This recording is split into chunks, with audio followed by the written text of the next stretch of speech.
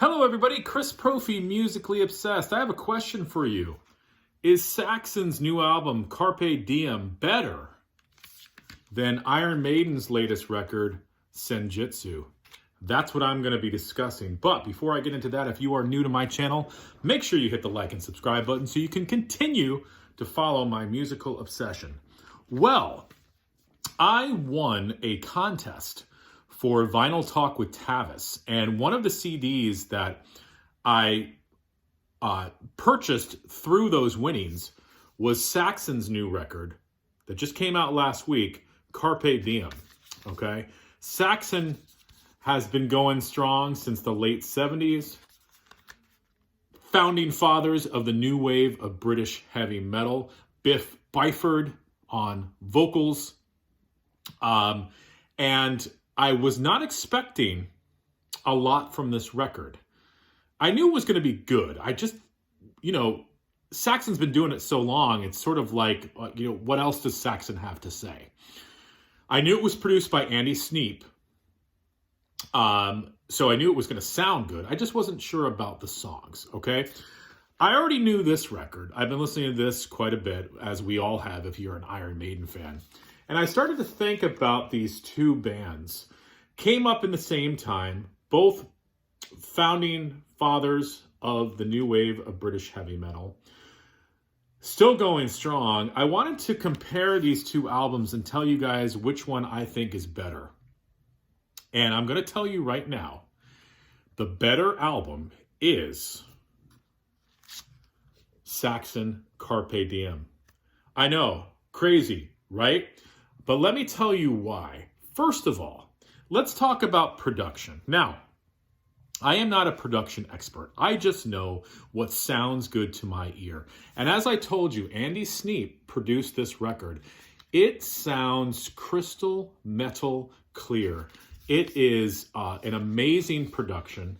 The songs jump out of your speakers, and it just enhances the whole listening experience. So Andy Sneap, kudos to you. You did a killer job on the production of this record. Now, let's talk about the production on Senjutsu. Kevin Shirley, again, produced this record. Not my favorite producer. It sort of, at times, has kind of a muddy sound to it. Too much going on sometimes. And I think that comes probably from the triple guitars that Maiden is doing. I don't know if Kevin Shirley knows what to do with those triple guitars. It's at times has a muddy production to it. So I definitely prefer the production of Carpe Diem to Senjutsu. Now, next, let's talk about the vocals. As I said, Biff Byford still can bring it. Still can sing. I saw him live, as I did Maiden. I saw Saxon a couple years ago live. And, he can still sing live very well, too. It doesn't sound like he's lost a lot of power in his voice. Now, Bruce Dickinson, love Bruce. And I'm so happy that Bruce is still singing, but I think we can all agree that Bruce has lost a little bit of power in his voice. Now, that goes without saying. He's older, as is Biff Byford. Bruce had throat cancer, so it goes without saying his voice is not going to be what it once was. But sometimes it's a little hard for me to listen to his vocals on this record. When he tries to push his vocals to that higher level, sometimes you can hear the strain. And it's tough as a Maiden lover, as a Bruce lover, to hear him straining for some of those notes. So I definitely prefer Biff's vocals to Bruce's vocals. Crazy, right? I know.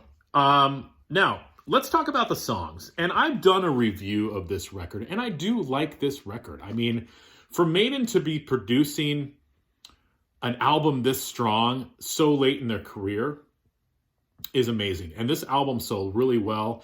The songs are very strong on it. Here's my thing with this record. The songs are too long.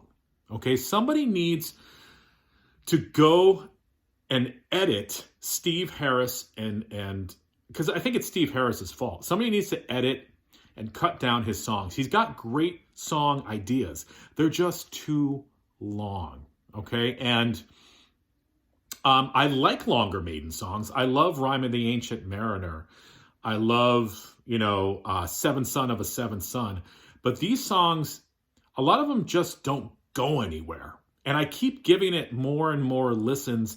And for whatever reason, it just doesn't grab me like a Seventh Son of a Seventh Son, or Somewhere in Time, or even Brave New World, or even Dance of Death. This album doesn't grab me as those albums did. The songs are just too long. But like I said, they're good ideas. Senjutsu, Stratego, The Writing on the Wall, Lost in a Lost World, which I didn't used to like, but I kind of like now. Days of Future Past, The Time Machine. The Time Machine, I think, is the highlight of side one. Darkest Hour is okay. I like the last three songs, the Steve Harris originals, Death of the Celts, The Parchment, and Hell on Earth. Hell on Earth probably being my favorite of those three. But again, Steve Harris, they're too long. I love you, brother. I love your bass playing. I love your songwriting. But the songs are too long. And that's what I like about this record. These songs don't overstay their welcome. They're in and out. We don't have any 10-minute epics or 12-minute epics on this album.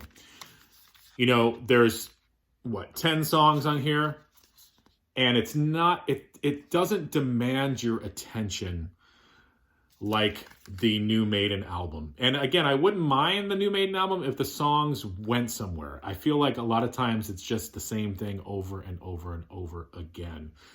Saxon does not do that. Saxon's comes at you with the song, with the hook. They solo, they come back with it, and then it's over. And that's what I like about this record. The other thing, too, I like the variety of this album. You have some slower songs, some mid-tempo songs, but you got the fast numbers as well. I feel like there's not enough variety on Senjutsu. I think when I did a video on this with Brendan Snyder, and I think what I talked about is I was hoping for maybe a few faster songs. And when you listen to old Maiden, like stuff from Seventh Son or, Somewhere in Time, there were some fast numbers. There's nothing really that fast on this record. I think it could have benefited from a couple of those. So shrink a couple of the songs, add a couple up-tempo tunes to it, and I think you'd have an album, So I didn't want to keep this too long, but I basically wanted to tell you I like both of these records. They're both strong albums. And for Saxon and Iron Maiden to still be coming out with quality material after all these years, these guys started in the 70s. Like I said, they were forefathers of the new wave of British heavy metal, and they're still releasing quality records.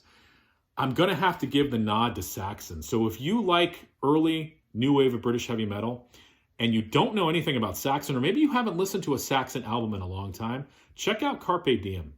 Just a killer record. And let me know what you guys think.